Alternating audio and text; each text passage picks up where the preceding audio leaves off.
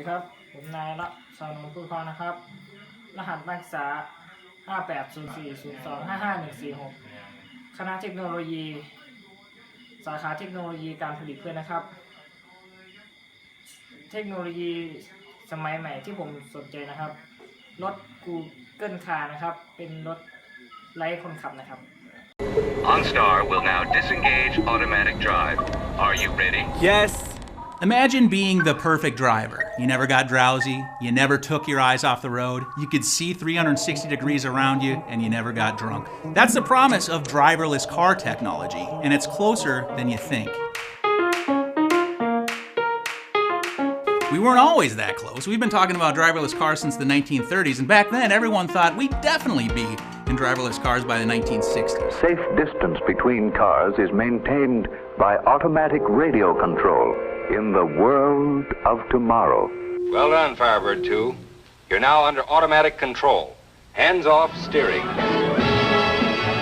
Well, we missed that window by a good 40 or 50 years, but today we're closer than we've ever been before. Here we go, guys. The fuse was really lit by DARPA in 2004 with the DARPA Grand Car Challenge. It was a contest to find technology that the military could use for driverless vehicles. It was a race through the desert at top speed without crashing, and guess what? In 2004, there were no winners. Okay, we have a bot on its side. It wasn't until 2005 the DARPA Grand Car Challenge again through the desert as quickly as possible without crashing. There was a first place winner. I saw the concept first in the DARPA Grand Challenges. So we decided at Stanford to build a different self-driving car, and the unimaginable happened. It became the first car to ever return from a DARPA Grand Challenge. So Google had lured away that guy Sebastian you just saw to work on Google's driverless car technology. We've driven in cities, mountain roads, day and night, and even Lombard Street in San Francisco.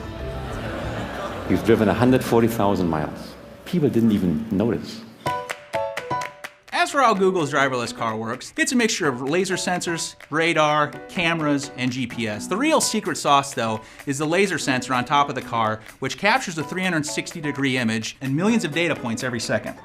The reason the laser is so important is that GPS isn't quite reliable enough. GPS can't detect objects in front of you. It can't draw a map around you as you drive like the laser can. You think Google Maps is impressive? Wait till you see the maps that are produced by a bunch of Google driverless cars going around the city.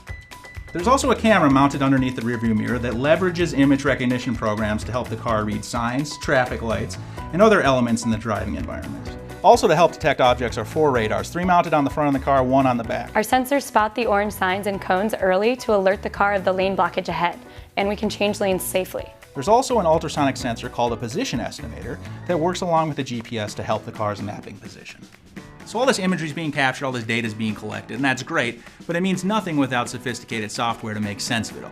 That's where you're going to start to see differentiation amongst people like Google and Ford and Audi and all the different car companies. All the hardware is relatively similar for each of these solutions. The software is what's going to make the difference. The thing about driverless cars is they need to be adaptive. What happens if it snows? What happens if it starts raining? What happens if someone darts out in front of the car? These cars need to be able to adjust themselves on the fly. So now what you'll see is our vehicle at a busy intersection.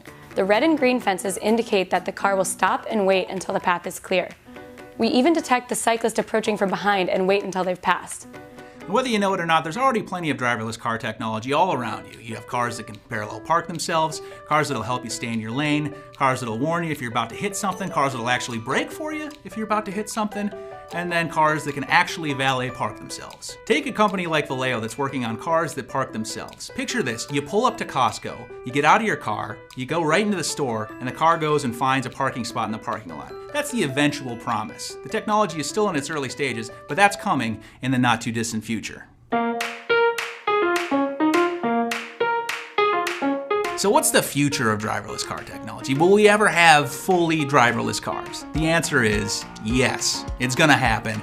Just embrace it. You're not gonna have to embrace it for a while though. People wanna drive cars. People don't trust driverless cars yet. An unmanned car driven by a search engine company. We've seen that movie. It ends with robots harvesting our bodies for energy.